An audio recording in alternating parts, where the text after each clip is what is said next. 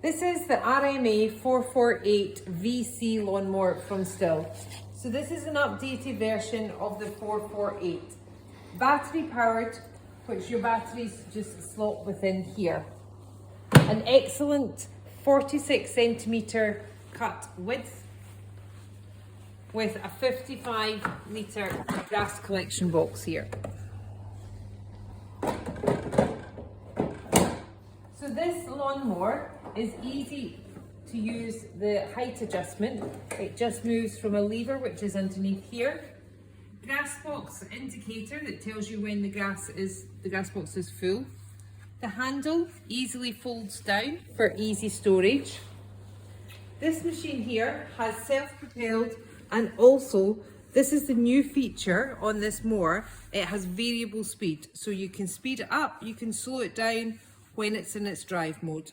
An excellent mower from STIHL. So this lawnmower works with the AP range of batteries.